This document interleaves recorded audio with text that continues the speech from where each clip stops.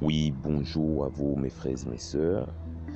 Donc comme promis, je viens avec une vidéo pour parler encore de Adam et Ève, la création selon la Bible. Et mes frères et mes sœurs, je viens ici avec des textes écrits de nos frères chercheurs, ceux-là qui se sont penchés dans l'histoire pour donner leur point de vue sur l'opinion, donc sur la réalité de la chose. Moi, qu'est-ce que je viens faire? Je viens essayer de clarifier une fois pour toutes que l'instrument qu'on appelle la Bible est le livre, est destiné au peuple caucasien, européen, donc les blancs. Et mes frères et mes sœurs, pourquoi est-ce que je dis ça? Je dis ça parce que il n'y a que des visages blancs depuis la création.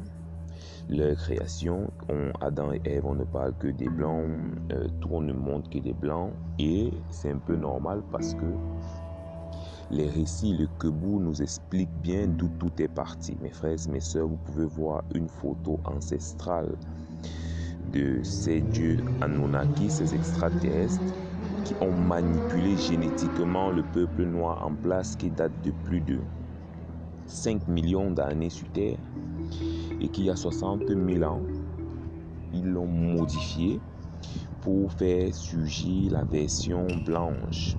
Et mes frères et mes sœurs, et depuis lors, ils ont régné la version noire et les ont qualifiés d'animaux et d'esclaves. C'est pourquoi leur lignée royale, c'est-à-dire les enfants qu'ils ont fait avec les humains, je parle ici de ces pseudo-dieux Anunnaki qui n'étaient nuls autres que ces extraterrestres qui étaient venus sur Terre afin de piller la Terre de ses ressources et matières premières. Donc il leur fallait une race esclave qui devait faire le sale boulot. Ils ont créé l'homme. Ils ont créé leur homme blanc qui devait être leur esclave et ils ont fait des enfants avec les hommes pour avoir la lignée royale qui devait gérer ces esclaves-là. Mes frères et mes sœurs, le plus important n'est pas là. Le plus important est d'analyser l'histoire selon la science et les religions, sachant que nous étions déjà sur Terre depuis plus de 5 millions d'années et que nous avons existé, nous avons fait des choses. Pourquoi l'histoire ne parle pas du peuple noir, des hommes noirs? Pourquoi, si il est qualifié juste d'homme sous-développé et pas encore apte à être appelé homme? Mes frères et mes sœurs, c'est le but de ma vidéo parce que je vais vous raconter quelque chose qui va changer votre perception de la chose. Je vais vous raconter l'histoire de Alalu, le dieu créateur de l'espèce humaine noire qui a été par la suite modifié par ses confrères Anunnaki venant de Nibiru 450 000 ans plus tard. Je veux dire ici que nous n'avons pas le même Dieu créateur.